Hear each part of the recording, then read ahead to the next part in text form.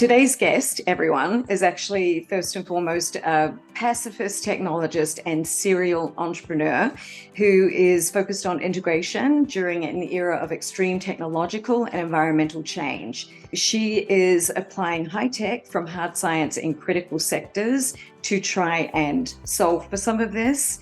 Her resume is actually mind-blowing. It is a masterclass in the mosaic career, in my opinion. It includes everything, seriously, it includes everything from biodiversity credits, carbon sequestration, Web3 wearables, film production, behavior design, civ tech, smart cities, AI, ML, cybersecurity, stem cells, and this is where I'm like, whoa, we just went way off the direction there. So stem cells and tissue engineering, 3D printing, VR, specialist networks, nanotech. I mean, the list just goes on and on. I feel like you exemplify a modern Renaissance woman. I'm just like, if I could bow down right now, I'm perching on a stool, I would do it. But you also lead a team of 300 plus who specialize in solving hard scientific and social problems using emerging technologies. Your latest project, which is how you came to my attention, is Savimbo, and I thought this description was so simplistic for the genius of what it is that you do, but it's phrased as fair trade climate credits direct from small farmers and indigenous groups in tropical forests. So I'm like, we're going to unpack the complexity in there, the beautiful and magical complexity of that. I was fascinated because I see that you also call yourself a delinquent savant. And so for a start, welcome, Drea Burbank. It is just so cool to have you here and to have this conversation. I think what you're doing is really important and the world needs to know about it. So I couldn't be more excited to have this conversation. But I do want to know what that means, because I think there is a courage and an integrity in a way that comes with labeling yourself that. So immediately I was like, wow, this is someone I want to know. And then when I, started diving into that, I realized the layers, as I said, to the brilliance of what you're doing. So I want to hear, what's a delinquent savant? Okay, so there's kind of a backstory to that. There's something called the zone of tolerance in high IQ. So if somebody's not within 20 IQ points of view, they don't know what you're talking about, and you sound a little bit crazy to them. And for women especially, you get mislabeled as crazy frequently. There's evidence that people with high IQ have as much difficulty finding employment in the workplace as people with the equivalently low IQ. So I'm about as unemployable as somebody with Down syndrome. Not to say that I'm that nice. So we originally created our consulting agency just to be a safe space to be kind of neurodiverse. And by neurodiverse, I mean, people who get on the high end of the IQ bell curve, they tend to fan out. So it's actually it's not a bell curve, it's more of a fan shape. And so people who have high IQ can be really deficit in other areas. Like I have a significantly limited time sense. And I'm ADHD, so I'm called double exceptional. But we have people with Asperger's, ADHD, and we tended to specialize in people who are talent is actually equally distributed in the population. So high IQ or giftedness is distributed across race and socioeconomic boundaries, but opportunity is not evenly distributed. So we kind of specialize in the anti-McKinsey, basically people who did not have opportunity but did have talent, and that can look really weird. If you get somebody who's very bright. I think Chris Langan is a good example. He worked as a bartender for a long time. So they might be doing other things and still have a lot of unharnessed genius. But we had people who were post-incarcerated. We had street kids. We've had a variety of people. And we've got people who've got the nice, shiny credentials and the big degrees. What we all have in common is that we want to do something pro-social. So when we say delinquent, some of our people were truly delinquent and they might be reformed, but we didn't want to give a false idea of what it was like to work with a high IQ person. Oh, okay. Wow, that's really interesting. I could say a lot about that, but I was curious if it was that you've been delinquent for some time in some way, shape, or form, or you're actually a bunch of delinquents, but you're just actually like fucking brilliant delinquents. You're delinquent because sometimes people make honest observations, or you can have radical honesty among this group of people, and it can seem harmful when to them it's just like an observation. So yeah, and then there are bad behaviors that people with high IQ can develop in the workplace sometimes, as far as like, being able to push their work off on other people, or being able to be emotionally manipulative. And I think we found that when we formed the group, we had to kind of like break people of bad habits that other people might not have noticed. So those are all the reasons why we say delinquent. We use the word delinquent to kind of say, look, you're reformable. Everybody can have a second life and do something different and beautiful for the world. God, I love it. That's so true. So I wanted to, now that we've got that out of the way, because that was like, I'm diving in with the thing that is most fascinating for me to hear about, is, in the work that Nancy and I do, and Meta to a certain extent, we often have conversations, and some of the work that we're involved in is humanity versus capitalism. I mean, how it tends to play out is we either save the planet and ditch capitalism, or we can save capitalism and ditch the planet. But the black and white is the wrong calculus. We need systems that restore a healthier balance between economic vitality and society thriving. So one of the things that I found really interesting, really fascinating to me about your work in general, but with Savimbo in particular, is how seamlessly and comprehensively you've thought about the necessary integration of it all. This is not an exclusive club one way or another. Yeah, so maybe we're post-capitalist in a way. I think there's nothing wrong fundamentally with capitalism if you know what to buy.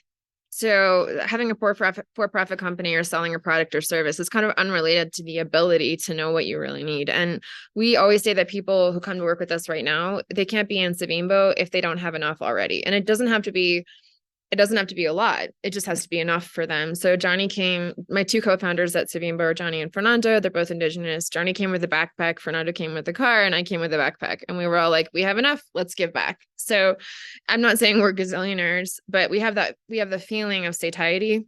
So we're all kind of minimalists, and we don't need any more than we need.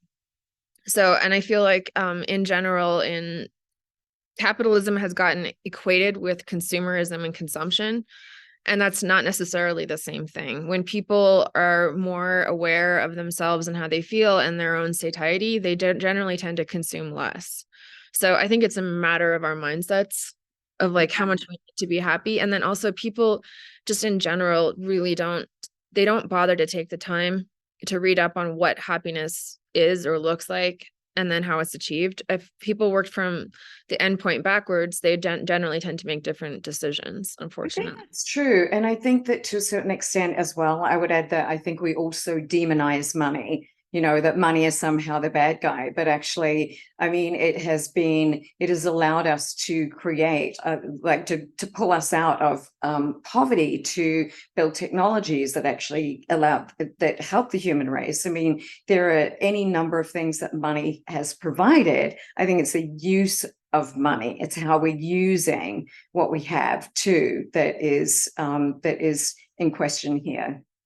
Yeah, it's actually the intersection of a cashless society. So the Amazon is very much a cashless society, and we're doing high tech, so we're in a pretty global market. I've come to First off, I read a book called Happy Money by Ken Honda. He was an advisor to Japanese, very high net worth people. And he found that a lot of people were really unhappy no matter how much money they had. And he did a lot of work on satisfaction. So right now I do business with hedge funds and small farmers. So the poorest people in the world and the wealthiest. Like within a given month, I'll be talking to both of these groups. And I've discovered that it's more about fairness than it is about the dollar amount. So it's really important for business negotiations, for money exchange, that it has to be like a feeling of fairness. I got what I asked for. The contract was what you said it was going to be.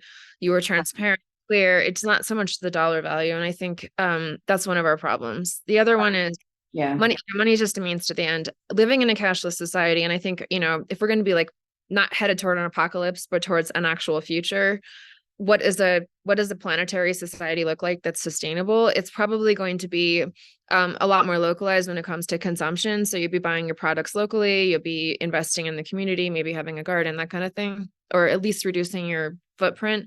But money is really useful when you're crossing ecosystems. So people on the Amazon and people, like in Austin, our original funders were in Austin, they can't transport food and cashless things. So the best way to exchange goods between ecosystems is money. I don't know if you really need money so much within a community. Yeah. I think the barter system.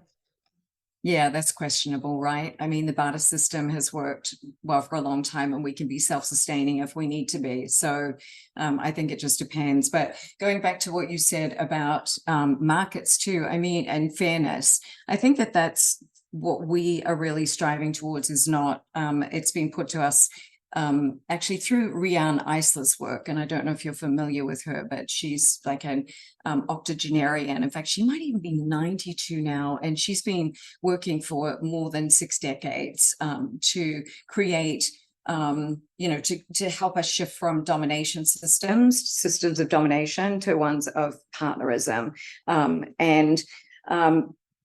For her, it's really about creating fair markets, not free markets. No one's saying ditch money, or that capitalism is necessarily bad in and of itself, but we've got to create systems where there is power with, not power over.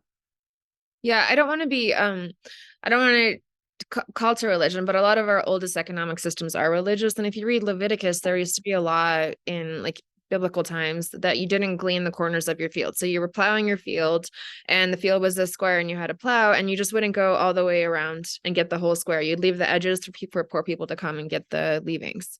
And I actually was also in Pakistan, so that's kind of like a Christian reference. But I was in Pakistan, and all the hospitals there run on donations, and they are really nice hospitals. It's part of the society that you just give a little bit of extra to charity all the time. And I feel like one of our problems is this idea that I really have to take it all. I can't leave anything extra, and that even comes into the way we eat food on our plate. Like we have to eat the whole plate and clean it clean. And can you just leave a little couple bites at the end and say, okay, I've had enough? And I think in general, that's a small practice that people can do. And also I used to during my day, I used to ask, I just want to feel it when I feel satisfied. And I started to really focus on that. When am I feeling satisfied throughout my day? And then after I started to kind of notice when I was satisfied, then I worked back to what it made me feel satisfied. And it was much simpler than many of my life goals were at the time. So I started to really change my behaviors. Wow, that's really interesting. I mean, I'm intrigued by the Pakistan example, that and I'm curious where that comes from, because is that there isn't government support for social systems or healthcare systems, or is it that people just genuinely care more? And why is that? Like, why have Western cultures somehow become these hotbeds of greed, and it's enough is never enough, and when did we stop caring? So I realized I was pronouncing it wrong. It's not Savimbo, it's Savimbo. You can go with either one. We're pretty okay, because I want it from Uganda, but we started to use it in Latin America because it sounded Spanish, but it had nobody was using it, so it's kind of like. So what does that mean? Speaking of delinquent savants, it's from one of my consultants. He's a street kid. He can play any instrument known to man. And he wanted to open a clothing store. So he said, here, get the domain. And I did. And then he's like, I don't want to use it anymore. So 3 years later, I was like, okay, I'm going to use this. But he wouldn't tell me what it meant. So I've gotten a few of my other consultants in Uganda to go look it up. They said trust, or in Kenyan, potentially in Swahili. And then there was another one. I can't remember what it was, collaboration. So. Oh, okay. All right. Yeah. We'll run with that. I didn't do my. Yeah, we're gonna give it a. You what? Yeah, we know what I wanted to mean. If we're successful, I wanted to mean planetary consciousness. Ooh, yes. Love that. Yeah. Well, so. I want people to know what Savimbo is. When I read about it, when I heard about it, when you came to my attention, I had a come to Jesus moment. I mean, seriously, I was like, oh my God, yes, this is fucking brilliant. So, like, can you share what it actually is, what you're doing down there in the Colombian Amazon, and why? I'm so glad you had that reaction. And honestly, you have the best analysis of what we've done that I've ever read from somebody like coming outside and analyzing it. It was great.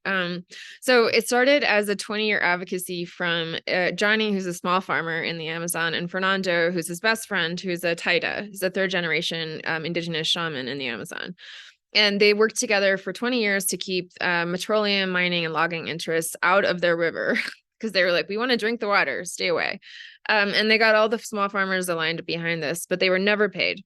The closest they got to getting paid was they got hired by the World Wildlife Fund to track jaguars, but they got very little of the money. They were never credited on the work. And finally, they were like, okay. So when I met them, they were like, we want to disintermediate the World Wildlife Fund. They're like, we're doing all the work. Just that little thing. Yeah. And I was on vacation because we had exited a previous company we had during COVID, and I was like looking for a better project, and we had the savants kind of floating around looking for work. So I was like, fine. I was like, here, on my computer, so Fernando and I got together. We're like, make Johnny go get a bank account. So we drove Johnny into town, got his first bank account, grumbled the whole way. Came back 3 weeks later, or so then I sent him a $5 test payment from the middle of the Amazon, like with this tiny, crappy little internet. And 3 weeks later, it shows up, and on Johnny's phone, he gets his first email because he didn't have an email account, and he sees $5, and he goes, "We can make a business," and we did. So that's Savimbo. That's the long version. The short version is we disintermediate climate funding to the Amazon, and we disintermediate from the Amazon out, not outside in. Right. So we found all the activists that are kind of sprinkled in the jungle, and we're doing all their conservation for free. And we started paying them, not a lot of money, but enough to live off of. And then we were like, go tell your neighbor. And they did. So I yeah. mean, no, but there are other people doing that, right? There are any number of examples of people like working with Indigenous communities. Like, I think there is a resonance happening where the consciousness around our need to involve all stakeholders in any conservation effort or anything to do with how we're going to mitigate for climate change is really critical. But I think what's interesting about your story is that you're using this blend of traditional wisdom, the Indigenous communities, you're working from the inside out, and part of that is using high tech like AI to build a system that's capable of delivering data intelligence and science to target and measure the things that actually matter. And then you're developing these methodologies that can be applied to most living systems around the world. And so I'm just like, it's the perfect loop in a way, right? So when we got there, we were in former FARC territory. And so it wasn't like a normal project. And when I got there, I was like, dude, nobody's ever going to believe you guys. Like, we're going to have to talk in data and pictures. I was like, and we're going to need to tell the story first, second, last, and always. Like, and so that was one thing that we did. Talking in data ended up being really valuable now because we have this huge bank of data, and now that carbon projects are getting more scrutinized. But I would say the difference between us and other Amazonian projects is other Amazonian projects generally function like New York Taxi Company. So they've got like a single employer, and they've got kind of a pyramidal structure, and a lot of the funds get sucked out one way or the other on the way to getting the actual driver on the ground. We're a little bit like Lyft or Uber. So a lot more flexibility in how the farmers decide to work when they want to work. We do funds matching with their activities, and then we pay them directly. And so for them, that's the big selling point, is that there's no centralized payment system.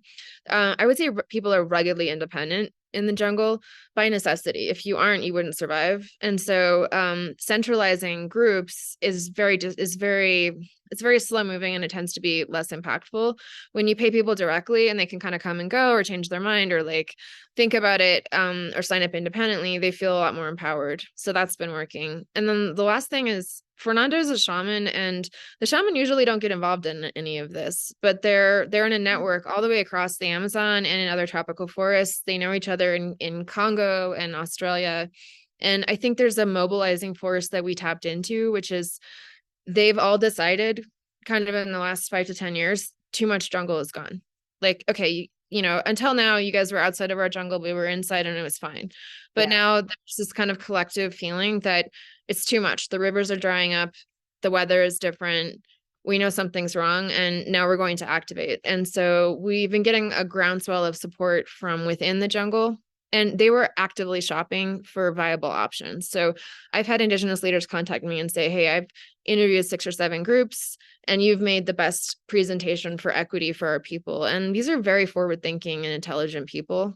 Yeah. So, and I think what's amazing is that it's surprising. Back to your point about when is it enough? What's enough?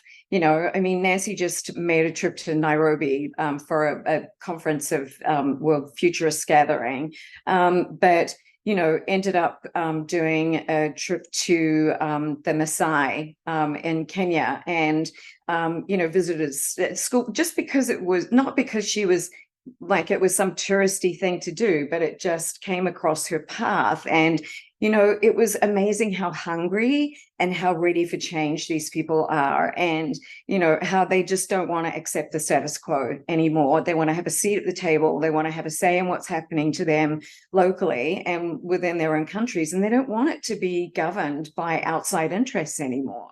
Yeah. And also they don't, the shaman were very clear when we went there. We do not want a nonprofit. We are not dependents. We are not a charity case. We perform a global service and we want to get paid for it. And you tell us what you want to see for us to get paid. That right there. Yes. Yeah. That model. Like, we don't need a handout. We don't need people to treat us like we're a charity. Yeah, exactly. And also, they don't necessarily need money to support themselves. What they need is money to fight off outside interests. So I've seen in the last 7 months, I've probably seen 4 or 5 different copper mining, international, multinational companies come in and try and target groups that were weak or create discord to get rights to mine, log, contaminate. Like, it's active all the time. So they need money to pay lawyers to keep outside interests out. That's what they need the funds for. And that's so exhausting. Mean, like, just wow, that's your everyday. And these guys, when I think about how long, well, not necessarily how long Savimbo has been been in existence, but how long your co-founders have been fighting this fight, and it's 20 years.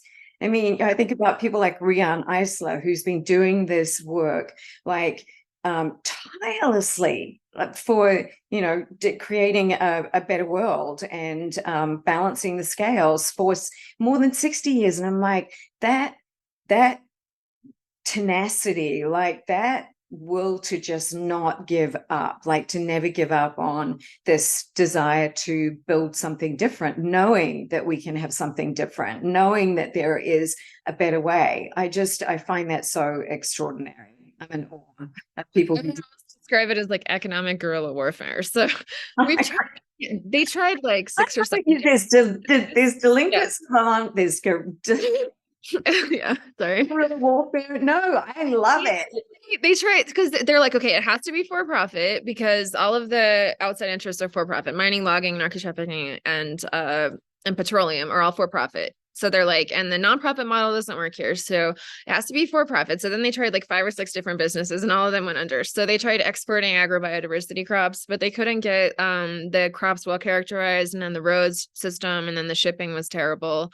So a lot of really good ideas that didn't work. And so when I came along, they were like, okay, let's try that. And we just started with carbon credits. And I still think carbon credits are viable, but they're more of a long-term play because I think we've seen the numbers drop for REDD+. We'll probably see a comeback in the next 3 to 5 years, better quantification. And then biodiversity credits just kind of, they emerged from me working with them on the carbon project. So if we worked together for a year, I started thinking I was going to put a QR code on every tree. Literally, I apologize. Sounds so stupid now when I say it, but I just had I was like, let's try this, let's try that. And then Johnny and Fernando were like, well, we've been doing this tracking of jaguars forever. We've always, we've always been spiritually connected to the jaguar as the apex predator. They're like, what do you think we can do with that? And I was like, I don't know, let me make some code. And then that went viral. So it was very much a synthesis of our 2 mindsets. And if we hadn't been willing to listen to each other, I don't think we would have come up with it. Yeah, yeah. So the biodiversity credits are what I've invested in, just for anyone who's listening, because I want to make the distinction. Yeah. And there's also then the carbon credits, which are more what if you're a corporation or a business who wants to offset your impacts, that's what you would get involved in. Is that a fair distinction between them? A really simplistic one, but Yeah, so we do a fair trade micropayment, which basically makes everybody happy and they conserve. And then what we do is we sell 6 climate products because when they conserve 60 hectares of primary jungle, there's a lot of natural capital there. And it's not all addressed in one element or the other. So we have carbon credits, fair trade carbon credits, but we're really into the biodiversity credits because we think first off, they aren't offset. So all the ethical problems with carbon offsetting is kind of avoided with biodiversity. It's just voluntary. Second off, it's really a good metric of jungle integrity. And third, it's just they can do all the tracking themselves. When you're doing carbon, I need to hire PhDs. I need to come in with my advanced science degree to do the calculations. For the biodiversity credits, we can immediately onboard like the neighboring indigenous groups in like 4 countries who are all coming to visit this month and implementing it because they know how to do it. And so it's way cheaper to track. It's actually a better metric of jungle health, and corporates are getting behind it because they're looking at the cost of preserving a hectare of Amazon. And if you preserve a hectare of Amazon through carbon, it's just more expensive than doing it through biodiversity. And at the end of the day, you just want the end result. right, right. So when I saw biodiversity credits, I was like, I am so in. I am all in on this and actually, I wrote something about this. So, I was in my notes, I said, we've been thinking about carbon credits for, conceptually for 20 years or something, right? And, but it's been always so murky to quantify and therefore confusing and ultimately not trustworthy to be invested in doing. And so, again, one of the things that really stuck out for me was I felt as though this is something I could believe in. This is something I could see. I could see it being measured. It felt real. I could see how it was helping in the communities, that it was, not investing in, but how the community, and this idea of paying the people that are already doing this work for the work that they're doing, by the way. I mean, it's such a win-win. It's not just that, like we used to do health behavior change, and I studied, I talked to Apple's corporate anthropologist once. And if you want to get a population to change their behaviors, like deforesting or overhunting or whatever, you need to start with like respected people in the population and show them being successful so that other people start to model them. So especially for young people. So we really doubled down on Johnny because Johnny was a really good example of somebody. He'd conserved for 20 years, despite a lot of social resistance. He became a vegetarian. He was a strong advocate. And when we started working with him, people started to look to Johnny and be like, maybe Johnny's right. And we saw a big shift in the community, over the course of the last year, where it's like, hey, that Johnny guy is onto something. So you need to work with people who are already doing it. You can't just bring that in externally. Yeah. I love that. And then, so I also wanted to touch on this too, that you guys are working on, because part of this is also you're developing new methodologies, like, that can be applied anywhere in the world. And, again, this is something that in my world, in Nancy's world, we talk about this a lot, which is, developing these methodologies that make. And we've got people who are in this world too, who are actually doing the work, trying to do it in different ways to save old growth forests and working with, native tribes, communities. So different to you, but also really similar thing. And ultimately, what it feels to me you're all doing is saving living systems everywhere more valuable than the monetary value of destroying them. Ultimately that's part of what we're trying to do, right? There is more value in saving this stuff, safeguarding and stewarding these lands than there is in destroying them. Like there's more value in keeping the trees, the old growth trees, than there is in logging them. Yeah, I feel like for somebody like me and Johnny, we would do it for free. So our motivation isn't really good indicative of the general public. And so when you're looking at like the general public and systems, you're probably looking more on a carrot and stick basis. And there is a carrot and there is a stick, both in biodiversity. For the calculation, we made it open source because we realized solutions. So two things. Solutions are always local. Like you need somebody who's really embedded in the ecosystem, like Johnny, and understands every part of it and how the animals work and where to go to find the jaguar. You need that embeddedness, and you need something that's scalable enough to kind of be fungible so people can like agree, this is truth, this is what you did, etc. And for what the problem with carbon is that it is so difficult to transact and quantify it that it has really soaked up a lot of the funds that could have gone towards action. Like 60 to 90% of the margin of a carbon credit is lost to middlemen. And a lot of that is unavoidable because of the structure of the credit itself, like how it is made and calculated. And even more so now that all the criticisms are on the table. So because it can't be further simplified probably in forests, I mean, I'd love it if it was, but I don't think it's going to be in the near future.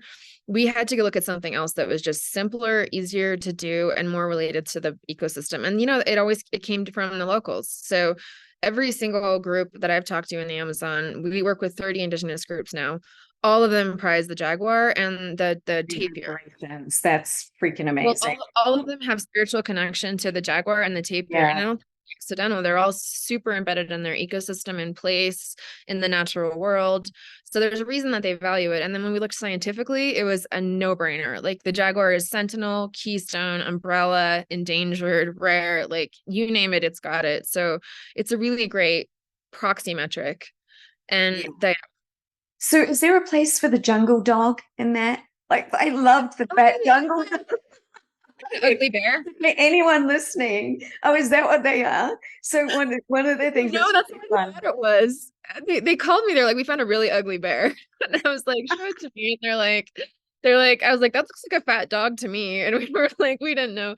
We ended up putting it. Our biologist identified it, and then we called a Nat Geo fellow who works with them with this particular dog, and I was like, can you confirm this? And her name is Renee Pittman. So she confirmed it. But yeah, this is a perfect example of why you need to conserve before you quantify. So this area had been conserved by Johnny and Fernando actively for about 20 years. Under the project, it had been conserved for a year and a half. But they had no idea this dog was there. It's the rarest dog in the Amazon. They thought it was extinct for a long time. It's a mating pair. And when Johnny went back and looked on his videos, he's like, oh yeah, I have this ugly bear for like a few years now. But we were on 7 national news outlets in Latin America for that. Spethicus venaticus. It's actually called a bush dog. So to give you the technical term. A bush dog. God, I had no idea. I mean, I thought it was just like one of the things that runs around on the jungle floor, and it's there everywhere. So I was just it's very rare. Wow. Oh my God. I know next to nothing about it right now. And we've got a mating pair like right on Fernando's farm, which was awesome. It was a good timing for the biodiversity credit because we've been saying for a while, this area hasn't been studied because it's FARC territory, or it was FARC territory. And so researchers haven't been in there for 20 years. We have found one of the rarest trees in the Amazon, the bush dog, there's an endangered bear, there's the jaguar, but there's other stuff that we just don't know because we haven't had time to study it. So yeah. I mean, and we're going to go like really lightweight for a minute. I've got so many questions, but that kind of segues really nicely into this. Can we just talk about sexy trees for a minute? Because I love that too. I mean, I'm a big fan of trees. I will hug trees literally. And I mean, most people don't know unless you've read books like The Secret Life of Trees or you've traveled. I mean, the tree species around the world are just spectacular. And I mean, even we have trees that walk, that actually move across land, that will pick themselves up and move to follow environmental stress or get away from stressors. And they communicate through mycelial networks, and there are some that release scents as danger signifiers. And so we've got like trees. They're not just this pretty thing that you plant in your garden and they absorb carbon dioxide and they spit out oxygen. I mean, I just want to talk a little bit about trees, your perspective on it, and then what we can learn from them. Well, I'm blaming Austin for that because I was in a pitch convention in Austin and there were so many people and I just come from the jungle and I just got like totally deer in the headlights. And I was like, if you're nice to me, I'll send you a sexy photo of a tree. Because Johnny had just sent me this photo of him planting a seedling and he was kind of like this in front of it. And I was like, that's Yeah. hilarious. So it went wild. People loved it. And then we were like, heck, why not? So we continued it because we think it's really important that we're not, other species are also like attractive to within their species. So like one tree is, it's putting on its best moves and it's like, hey, I'm the sexiest tree around. And it's, it might be doing that in a different way through a flower or, through a scent. Or some of our trees on the Amazon, they got spines, they're tough. I saw one of those. I was like, ooh, you wouldn't want to mess with that tree. We wanted people to respect that other species have their own love lives. They're beautiful to, and they're made to reproduce in the same way that we are. And we tend to like prioritize our own beauty. Always. Humans are really narcissistic and selfish. We just are. But we're also lots of good things about this because I was like feeling that way. Working in climate can be pretty depressing if you're really hardcore in it and you hear all the criticism. If you're working at have a climate business, people hit you with all the criticisms. And I started to get really depressed. And then I was like, wait a minute. I was like, think about us like chimpanzees, like, and think about how great we are. Like, we are doing amazing for chimpanzees. Like, we are doing amazing. We are trying to take care of elephants. Oh, that's one way of looking at it. Yeah, we're working in our food chain. We're not just like totally addicted to sugar and fat. Like, we're cleaning up our oceans. We care about the dolphins. Like, maybe we just need to be kinder about, like, we're developing quantum physics and, exploring, quantum computing and the mysteries of the universe. And yeah. We're cycling, there's a city in France that shut down its traffic and just started cycling everywhere. And maybe we're not great at it, but we shouldn't be so hard on ourselves about the impulse to do better, because I think that we are, as a species, we are doing better than we could. Right. I think there's a constant calibration that's happening across the board. And actually something that Sunny said to me last week, this philosophy that she lives by, which is Shoshaku Jushaku. And it's the idea of living well in the joy of complicated messiness.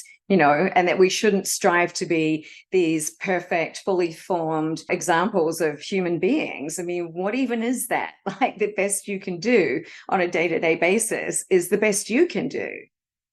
Yeah, like there's something, social media has caused us to edit ourselves and our lives and present an edited version to other people in a way that doesn't happen in the jungle, because you have tribes and you can't get away from people. Like, you're with them all the time. There's no hiding the shadow side. And one thing I love about Indigenous groups is they're very interested in the shadow side. They want to know your light side and they want to know your shadow side, and they want to see the whole picture before they feel like they know you.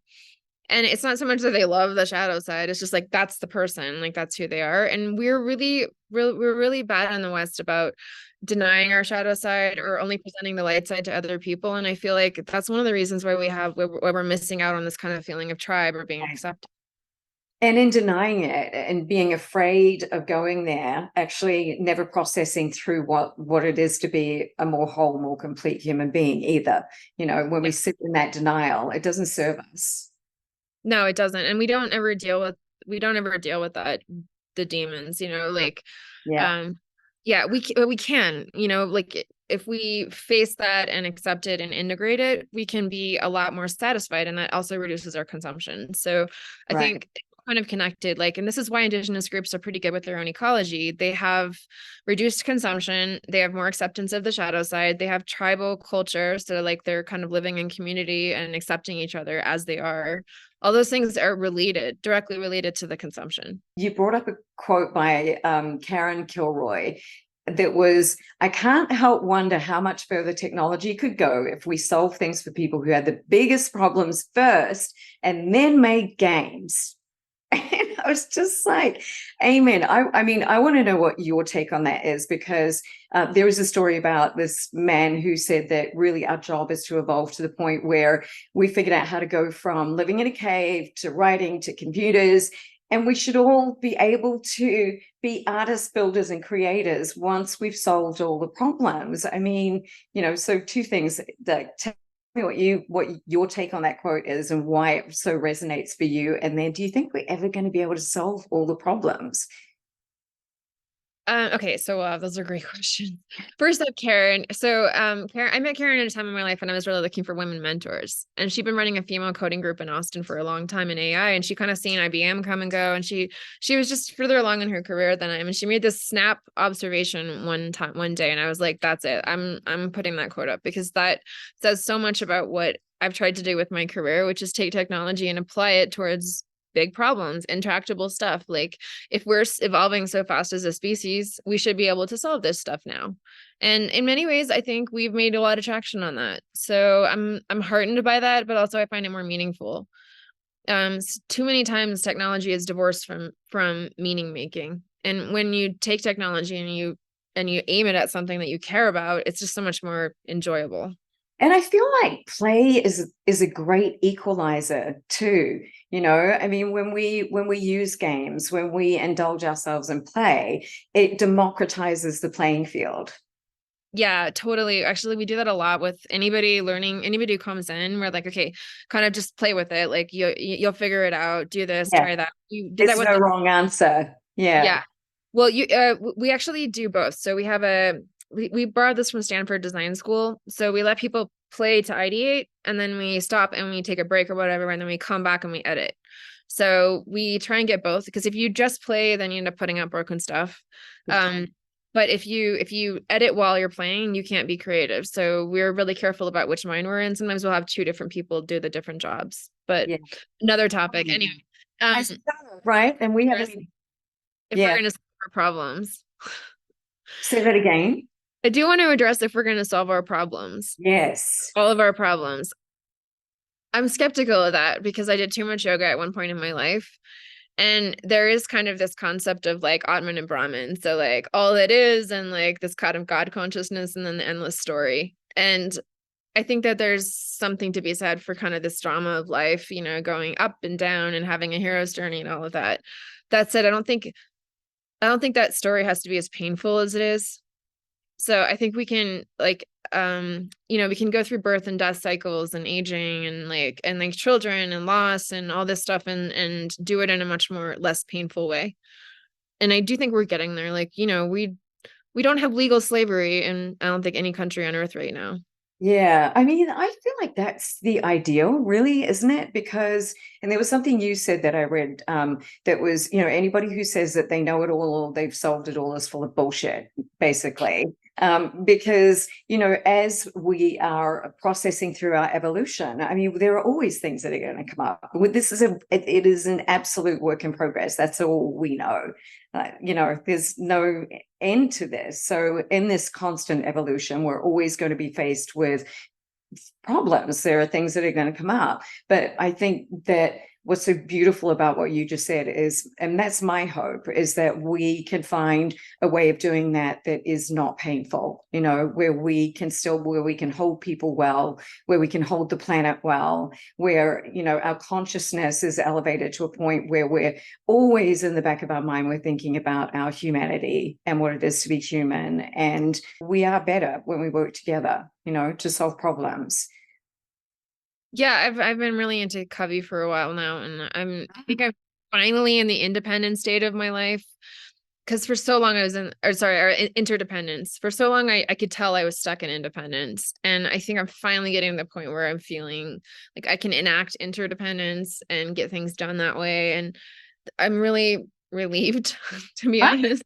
So fascinating about you. You've clearly then gone through some sort of phase of feeling like you need to operate alone, or you know, and so that's fascinating because must be a real challenge for you. I mean, you are embedded in these Indigenous communities and in your work, and we haven't even touched on the stuff you do at Stanford, by the way, which is also another facet of this. But I mean, like, we could sit here and talk for 6 hours and probably barely scratch the surface in some way. So you definitely could. I'm really conversation.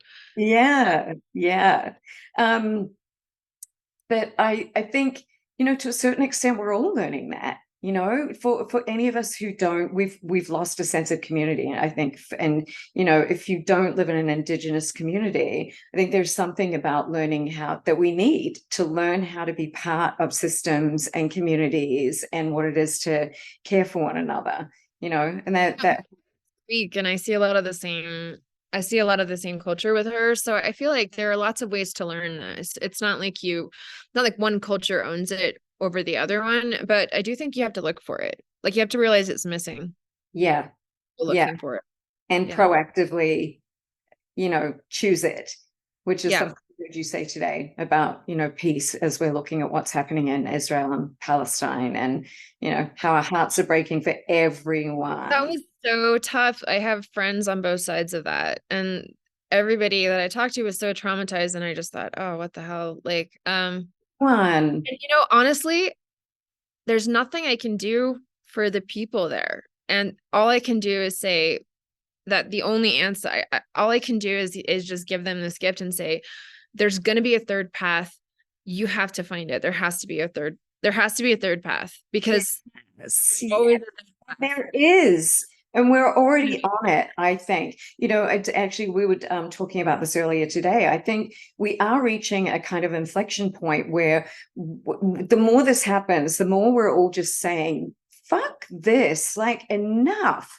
You know, I think people are starting to resist the whole idea of war and, you know, the power structures that exist today. And, you know, we're really all pining for a better world and a better next. And I think that's starting to manifest. And I think at some point in time, there is going to be a power shift. There's going to be a moment where people just say, you know what, we're done. We're done with doing it your way. We don't want to do this anymore. And so we're not participating. And you know, and we elect leaders who are capable of yeah. Yeah, I want nuance. I want a diplomat. I want a statesperson. I don't believe that politicians are inherently dumbed down or idiotic or just pandering to the crowd or dishonest. I refuse to believe that. I want a leader who is worthy of being a leader, is capable of holding a town square and still making a wise decision. And, you know, I do see that in these Indigenous leaders. I see people who take responsibility for their power and couple it and make wise decisions based on 7 generations. We can have that. We need to demand it, though. I think so. And also my thing is where where I push back on that a little bit is that I feel as though it shouldn't ever be just one person. I feel like we need almost a council of elders, you know, I mean, not a Supreme Court, not a, you know, it's almost like in Star Wars or, you know, Star Trek, there's always this governing body that is ruled by, you know, democratic vote, and each person has influence and they all represent different, you know, different factions. For me, the thing that feels off is that we can elect one person to power, to ultimate power. I mean, no corporation operates like that. In most corporations, there's the board of directors, and then there's the CEO. So you have the CEO who's in charge of making snap decisions and executing, but they're always accountable to a panel. So I don't know. The US wasn't designed to be function. Like, I mean, I'm just talking about the US Constitution. It wasn't originally designed that one person could declare war. That was never in the original design. In fact, the founding fathers were dramatically opposed to that because they'd all lived through war. I feel like there's just kind of loopholes in the original writing that created the ability for one person to start a war. Yeah. I mean, I think it happens all around the world, not just in the US, though, right? I mean, it's, you know, we need better leaders. So to finish up, because like this has been an hour. And I'm loving it. I'm loving it. So I'm good. But I do want to ask you one final thing before we go, which is I want to know what your ideal world looks like. Like in 2050, if you could fast forward to that and have your ideal, see your ideal world, what would that be? What would that look like? That's a great question. I've been thinking about this a lot. I grew up in central Idaho in the woods, and I was really restricted from from intellectual stuff. I felt very like stymied. And when I went to the Amazon, I saw, and then when I went to the city, I was really missing the nature. And when we went to the Amazon, we were like, wait a minute, we can kind of create this where people live very simply.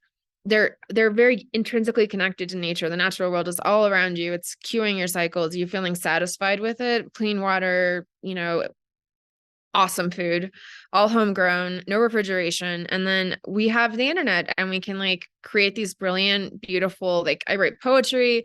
I get to talk to my intellectual friends. I can study things. And so I feel like the future is going to be the synthesis of technology giving us access to intellectual work, but also just living in a really embedded natural system with a tribe. Right. That's the future. Yeah. We are going to be earth-faring species if we get this right. And that's going to open up a whole new horizon for us. But we won't be a star-faring species if we cannot control the biodome as it is. It's not an escape.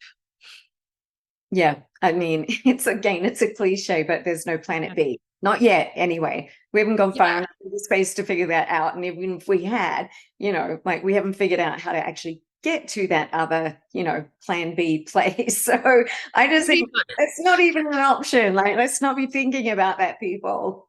It could be fun, but you can't think about it as like a place to run away to. It's just something to do. We need to stabilize this in order to do that. It's very much A than B. We don't do enough positive ideating. If you look at Netflix, there's 1,000 apocalypse films and like very few near future. Like this is cool. No shortage of dystopia. Yeah. No shortage of dystopia. I know. And we talk about that too, that I mean, my God, it's no wonder that youth are feeling kind of battered and schizophrenic and, suffering anxiety. I mean, the stories that we hear all the time in the media and the stuff that's being put out in our entertainment is pretty much all the dystopian. All over. We're gonna die in 1,000 different ways. But like, I feel like nobody's bothering to figure out what happens if we live. What is that actually? How it goes down. Machines are not going to take over and be the dominant species. Like, it's okay. We all just calm down. Yeah. I know. We've done a lot of stuff in the last 2,000 years. Oh my God. We don't get to abdicate the responsibility to be the species that we are. We're pretty creative. We're thoughtful. We're brilliant. I love that. We don't get to abdicate the species that we are. Yeah. I mean, we got us here, right? So we have a responsibility and a duty to then figure out the next. Yeah. We have to live to our fullest potential. Right. Yeah. And we short sell ourselves all the time on what that potential is. You know what? I realized I'm the adult now. Like before, I controlled the world. But now I'm the adult. Now I control the world. Now I get to do what I wanted to see when I was a kid and what I thought needed to be done. And I get to do it. And I'm going to do it. Yeah. And you know what's amazing too is that there are voices of young people who are saying the same thing. 20-year-olds are standing up on global stages and saying, fuck it, we're going to do the same thing. We will not stand for this anymore. If we have to take the future into our own hands, we will. And we're going to do it. And they are incredible at mobilizing. They use social media really effectively. They're hyper connected. They are agile. They believe they can solve the world's problems, and they are not waiting on the sidelines. So as much as they need us, we have something to give them. We have advice and wisdom to give to them to make them more effective. And I think that's part of what keeps people young or relevant is just looking back and saying, okay, you know what? These guys are coming up. They are going to be taking over. I'm going to give them what I've got so that they can be more effective. Yeah. Yeah. And that's why it's important to tell these stories, because without a bigger worldview, without feeling as though there is hope and optimism. I mean, you think about kids who've lived a life of trauma or who've gone through whatever experience that has shaped their view of the future. And if that view is a dystopian one, and we're putting exponential technologies in the hands of kids who have that worldview, that is not a pretty picture. That's not a good recipe for a really thriving, safe, amazing future. So, it's part of why, we're doing this work, and part of why I'm so grateful that there are people like you in the world who are doing this too, Oh man, I loved it. The fact that you saw it is just, it's such a gift. So thank you.